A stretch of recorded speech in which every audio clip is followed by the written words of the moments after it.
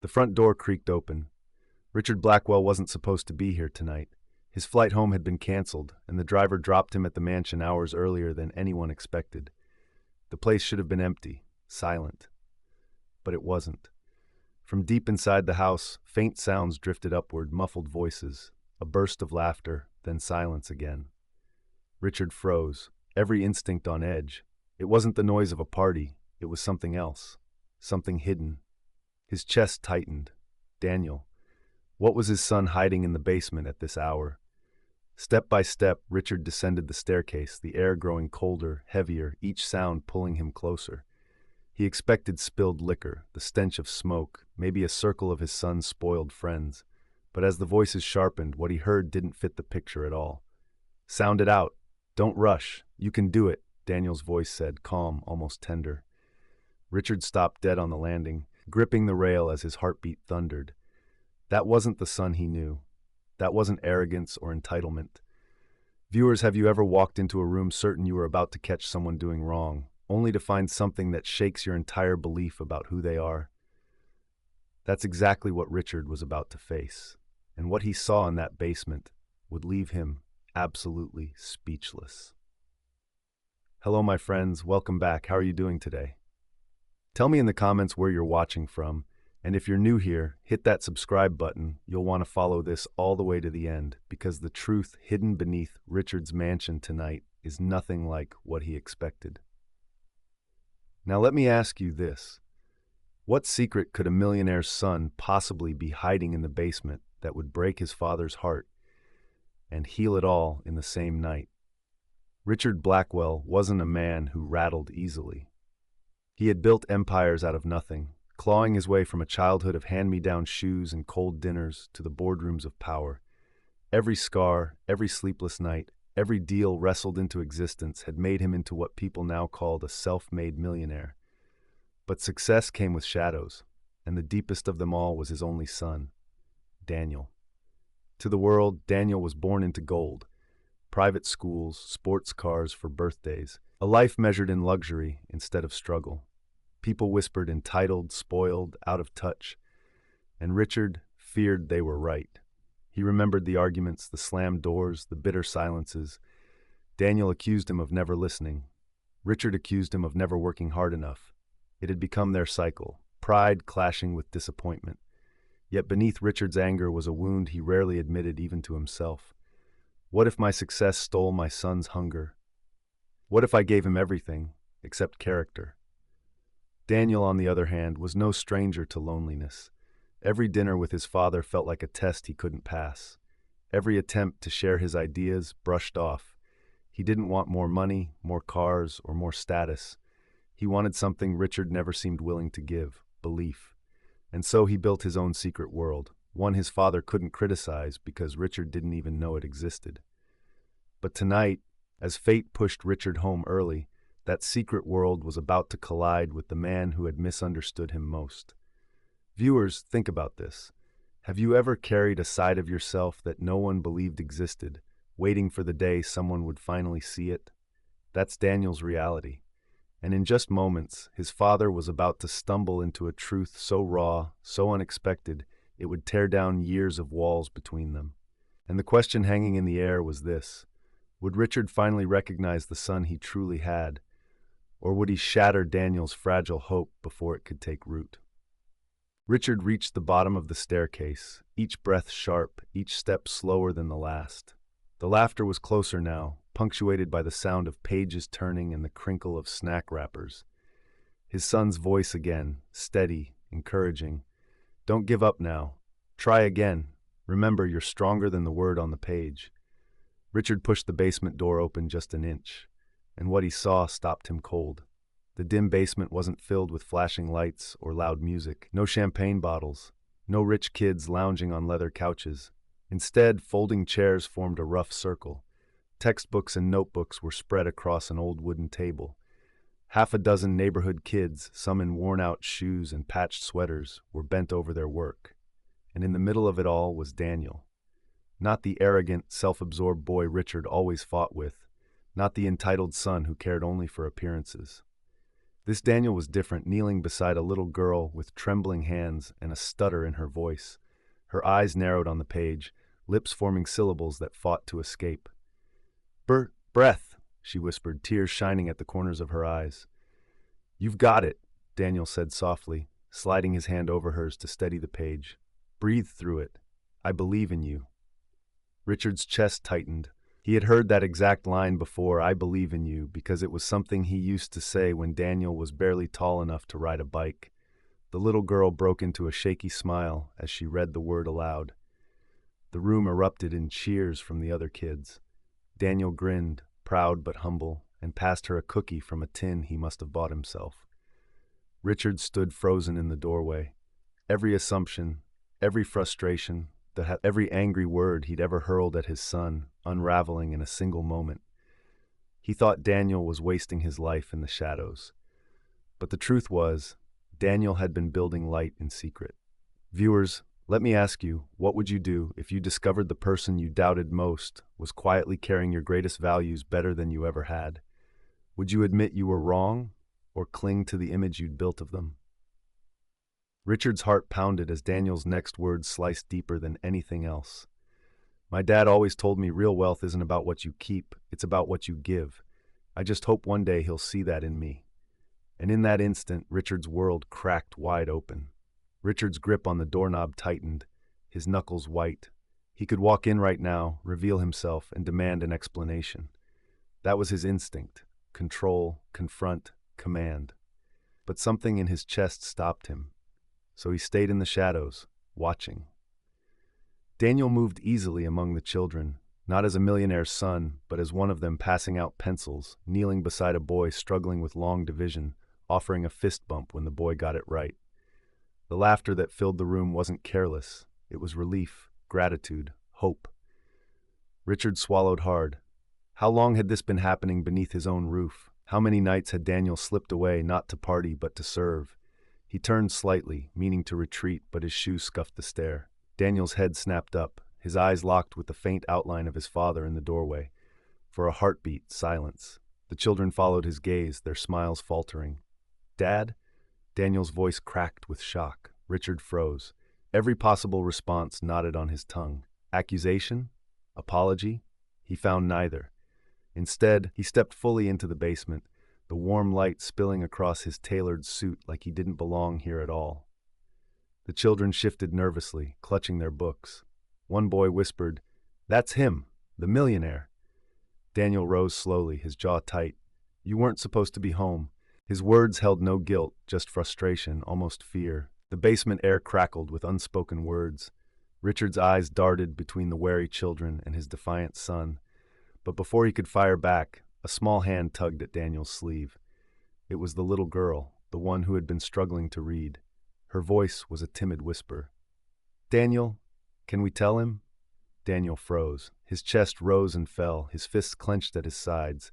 He gave the girl a reassuring smile, then turned back to his father. "They deserve better than silence." Richard frowned. "Tell me what?" Daniel walked to the rickety bookshelf in the corner. He pulled out a worn binder and dropped it onto the table. Pages spilled out lesson plans, budgets, lists of names. Richard's gaze skimmed over them, confusion furrowing his brow. "These kids," Daniel said, his voice steady but low, "aren't just here to pass time. They're here because they don't have anywhere else to go. Some of them can't afford tutors. Some—" His throat tightened.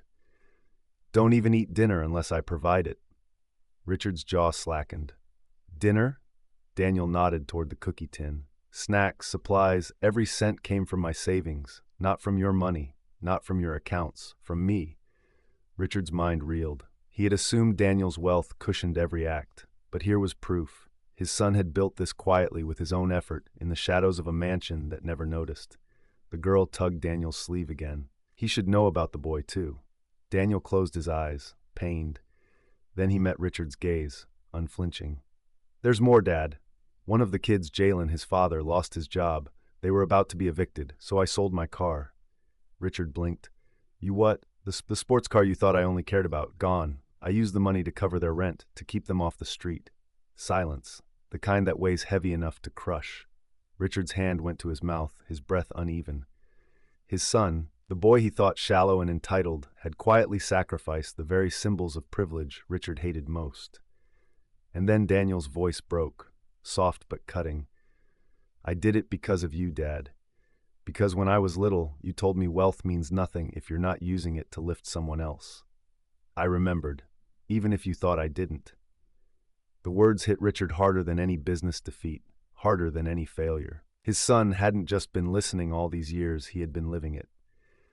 Viewers, imagine hearing your own words echoed back, not as empty quotes, but as actions carried out in secret, in sacrifice, in love. Would it break you or save you? Richard staggered back a step, his throat tight, his heart pounding. He thought he knew who his son was. He thought he knew the cost of wealth. But tonight, in this basement filled with light, he realized the truth he had been blind to for years. Daniel wasn't his greatest disappointment. He was his greatest legacy. And that revelation left Richard shaken to his core. Richard scanned the room, then back at his son. "What is this, Daniel?" His voice came harsher than he intended. "Some kind of charity play?" The little girl shrank at his tone, clutching Daniel's arm. Daniel pulled her closer, protective. "No, this isn't for show. This is real. They need help, and if I don't give it, who will?" Richard's throat worked, but the words wouldn't come. He wanted to praise him, but decades of being the unyielding father had carved too deep. Instead, his doubt bled through. And what happens when you get tired of playing the hero? When responsibility feels heavier than applause? Daniel's eyes burned. "You think this is about applause?" His voice rose. "You've never understood me, Dad. All my life, you've seen what you feared I'd become, not who I really am." The room hung heavy with tension, the children's eyes darting between father and son. Viewers, have you ever been caught in that storm? When the truth you've hidden collides with the doubt of the one person whose belief you've craved most? That's where Daniel stood now, at war with the man he wanted to prove himself to, and Richard had no idea that this clash was only the beginning, because the night wasn't done revealing secrets. The room seemed to shrink around Richard, the walls closing in with the weight of truth. He wanted to speak, to say something, but decades of being the unbending father, the man who never admitted weakness, held his tongue prisoner. Daniel mistook the silence for judgment. His shoulders squared, his jaw tightened, and he pulled the children closer like a shield. "You don't get it, do you?" Daniel's voice trembled with anger. "You walk in here, you see this, and you're still measuring me against your impossible standard." Richard's hands clenched into fists. "I'm not." "Yes, you are!" Daniel snapped, the sharpness making the children flinch. "Nothing I do is ever enough for you. Not grades, not achievements, not even this. I give up what I have, I give up who I am, and still, all you see is a spoiled kid."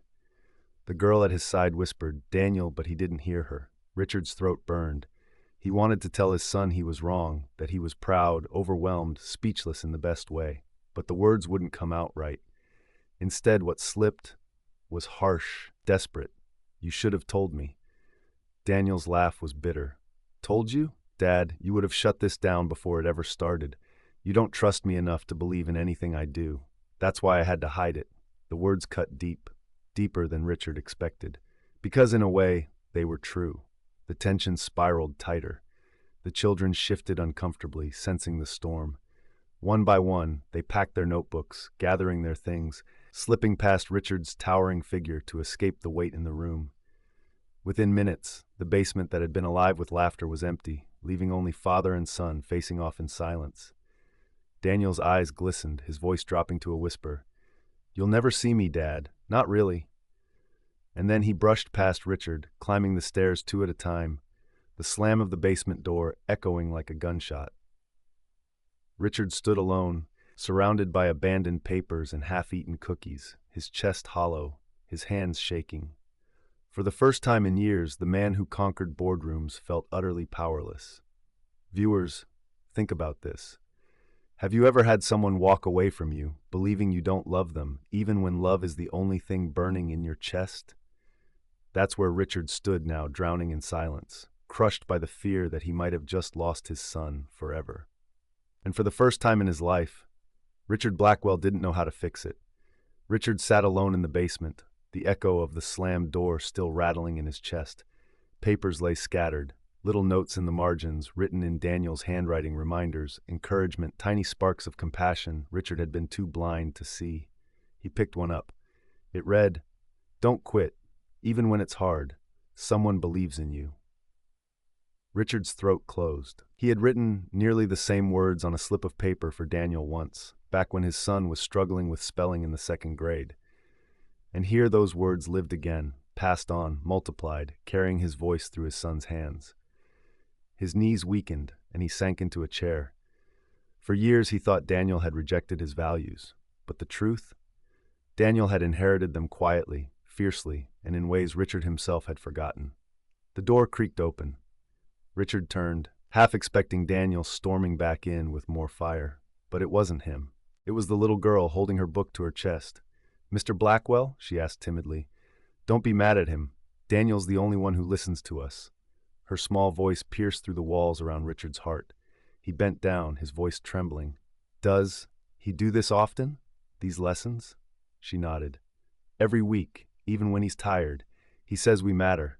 No one else ever says that." The truth hit Richard like a tidal wave.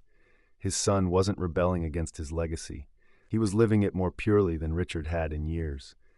By the time Richard rose, a new resolve had hardened inside him. He wouldn't let this moment be their ending. He wouldn't let Daniel believe he was unseen. He climbed the stairs, each step heavy but certain, his mind racing. He had spent years lecturing, demanding, pushing, but now, for the first time, he knew what he had to do. No command, not criticize, but listen. Viewers, think about this. Sometimes the turning point in life isn't when you force someone else to change, but when you finally let yourself change. For Richard, that moment had arrived. And upstairs, beyond the slammed doors and silence, a chance at redemption waited.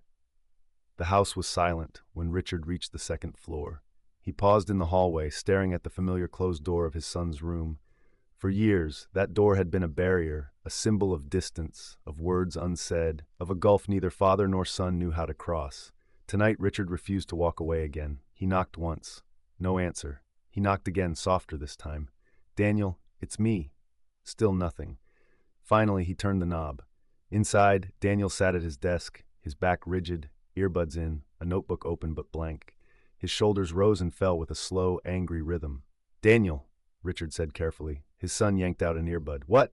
You already said what you think of me. Isn't that enough?" Richard's chest tightened. The instinct to argue, to defend, rose in him like it always had. But he crushed it. Tonight had to be different. "No," Richard said softly. "It's not enough, because I was wrong." Daniel's head snapped up, eyes flashing with disbelief. "What?" Richard stepped into the room, his voice unsteady but firm. "I thought I saw arrogance. I thought I saw entitlement. But downstairs I saw who you really are. I saw my son giving in ways I'd forgotten how to give." Daniel's expression wavered, confusion cracking through his anger. "You don't mean that." Richard's throat tightened. He wanted to step forward, but he forced himself to hold still, to let his words carry weight. "I do mean it. You're better than I ever gave you credit for. I thought I was teaching you what mattered, but you've been teaching me." Daniel blinked rapidly, his jaw clenching as if to hold back something deeper. "So now what? You just approve? Pretend you didn't tear me down in front of them?" The question cut sharp, and Richard winced. He didn't deserve forgiveness yet. "No," he admitted. "I can't erase what I did, but I can start making it right. Tell me what you need from me, Daniel. Not as a CEO, not as your judge, as your father." The silence stretched. Daniel's eyes burned, but his voice trembled when he finally spoke. "I just needed you to see me," he whispered. "Not the image you wanted, not the legacy, just me." Something inside Richard broke, and for the first time in years, tears slipped freely down his face. He crossed the room slowly, cautiously, and placed a trembling hand on his son's shoulder. "I see you now," he said, "and I've never been prouder." Daniel's body shuddered under the weight of those words. For a heartbeat, Richard thought his son would push him away again. But instead, Daniel turned and collapsed into his father's embrace. Years of walls, misunderstandings, and unspoken pain crumbled in that moment. And in the stillness of that room, father and son finally found what they had both been searching for: recognition, respect, and love. Viewers, pause here. Think about it. How often do we wait too long to say the words someone we love has been aching to hear? How many doors stay shut because pride keeps us from knocking? For Richard and Daniel, the door finally opened. But the story isn't done yet, because in the final act, Richard must decide what to do with this new truth. Will he keep it private, or will he use his wealth and influence to amplify what his son has quietly built? The next morning, sunlight spilled through the tall windows of the Blackwell mansion, chasing away the shadows of the night before. Richard sat at the dining table, his coffee untouched, a pad of paper before him filled with scribbled notes and ideas. For the first time in years, he wasn't thinking about board meetings, stock reports, or mergers. He was thinking about his son. Daniel entered hesitantly, as if unsure of his welcome, but this time Richard rose to meet him. "Morning," Richard said gently. "Morning," Daniel replied, guarded but calmer than the night before. Richard gestured to the chair beside him. "Sit. I want to show you something." Daniel frowned but obeyed. Richard slid the notepad across the table. On it were plans not for expanding his empire, but for expanding the little learning circle Daniel had built in their basement. "I was up all night thinking," Richard said. "You've created something beautiful, something real. I want to help you grow it, not take it over help. If you'll let me." Daniel scanned the notes, ideas for funding scholarships, renovating a community center, hiring tutors, even creating a non-profit foundation under Daniel's name. His eyes widened, disbelief flickering across his face. "You'd do this? For me?" "No," Richard corrected softly. "For us. You reminded me what wealth is really for. I lost sight of that, but you, without even trying, you found it." For a long moment, Daniel just stared at him. Then slowly, a smile tugged at his lips. Not the polite, strained smile Richard had grown used to, but a real one. And so it began. Within weeks, the Blackwell Foundation for Youth was launched, with Daniel at the helm and Richard standing proudly behind him. What started as a handful of kids in a basement blossomed into a thriving community initiative, after-school programs, mentorship opportunities, and resources for families who had been left behind by society. At the ribbon-cutting ceremony, reporters crowded around, expecting the usual corporate speech from Richard Blackwell. Instead, he stepped aside, handing the microphone to Daniel. "My father taught me something," Daniel began, his voice steady. "He said real wealth isn't what you keep, it's what you give. I didn't always think he believed that, but now I know he does, and together we're going to live it." The crowd erupted in applause. Richard's eyes stung as he watched his son shine not as an extension of his legacy, but as his own man, with his own light. That night, back at the mansion, Richard sat beside Daniel on the porch, the quiet hum of crickets filling the air. "I thought I was losing you," Richard admitted. "But the truth is, you saved me." Daniel leaned back, smiling softly. "Guess we saved each other." The silence that followed wasn't heavy this time. It was peaceful. And for the first time in a very long time, Richard Blackwell felt truly wealthy, not because of the empire he built, but because of the bond he'd rebuilt with his son. Viewers, this story reminds us that true wealth isn't measured in money, but in the love, kindness, and legacy we leave behind. If this touched your heart, let me know in the comments. I'd love to hear where you're watching from. And if you haven't already, hit that subscribe button so you never miss another story like this. Until next time, stay blessed, stay inspired, and remember, the greatest fortune is love.